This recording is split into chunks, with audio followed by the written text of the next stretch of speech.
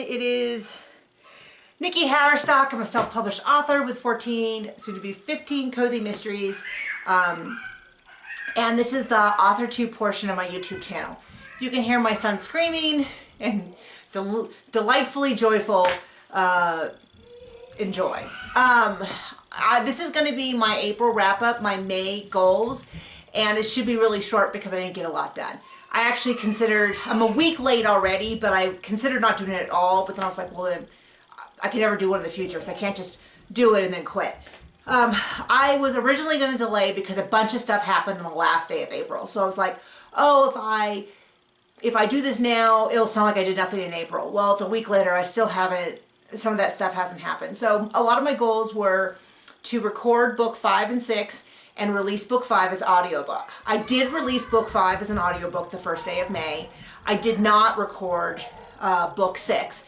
I have a lot of great excuses. So my mic died, it was fine one day, 2 days later I went to plug it in and I got a dead signal. Spent 2 or 3 days, probably 2 days troubleshooting it, trying it with every program, trying it with every computer, testing all the knobs in case my son had gotten in there and turned something, doing research on YouTube. And I finally just determined it was dead. So I ordered a new one because of the quarantine. Everything was gonna take a month to arrive. So I, went and searched on independent, my mistake for going on Amazon, all these independent places. Newegg, who I've used, I built computers with stuff from there. Went, had a great experience, but still, it was going to take 10 days. So I couldn't record my podcast because, my audio book because they, when you do audiobooks, you go to ACX or Amazon's audiobook company. They have very, very strict audio requirements that I can't even meet if my heater's on or the fan downstairs is on. So I knew I couldn't pull it off with like a headset mic. But I also have a podcast. So I recorded a podcast with a friend using my other setup. The program didn't work. Then I discovered that the audio, so I said, well, at least I finished recording the audiobook. I go to check and the file's all corrupted. So I spent another couple days reinstalling software. I ended up, I had to go through the process of talking to Blue Yeti, Blue, I guess is the company name, to prove that this mic was broken and not just user error. And they were wonderful, and they did send me, it arrived yesterday, a new one.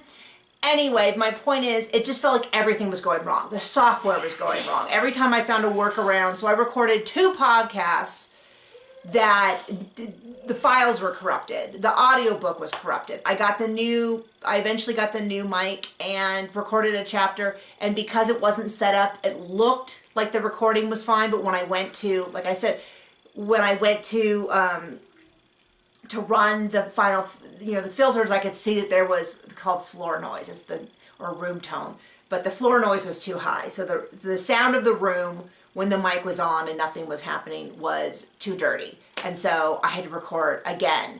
So my audiobook took significantly longer than I expected.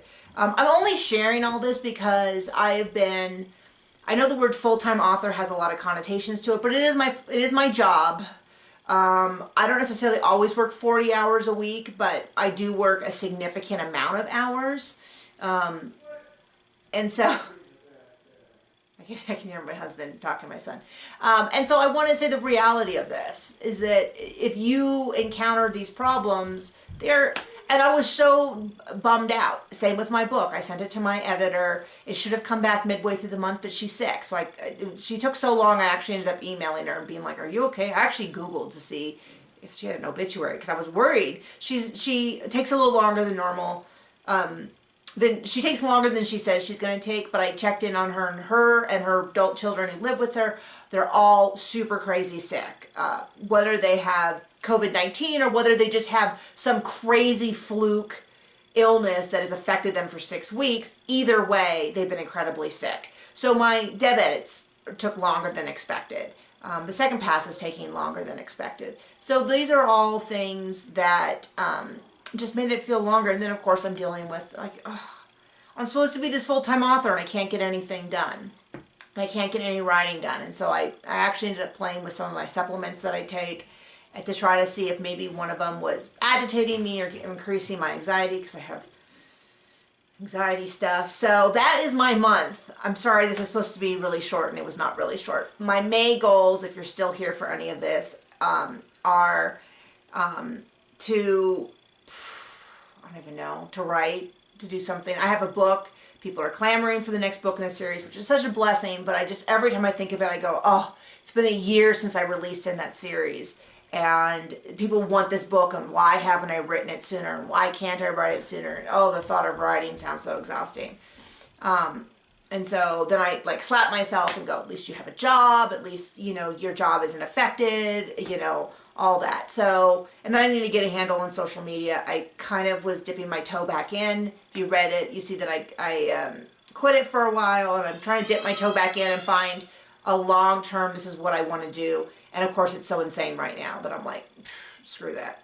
So that is my April wrap-up and my May. It is a very messy video, and I'm just not going to apologize for it, because that is exactly my life. So I hope, if you have May goals, feel free to share them below. I'd love to hear what you're up to this month. Okay, bye.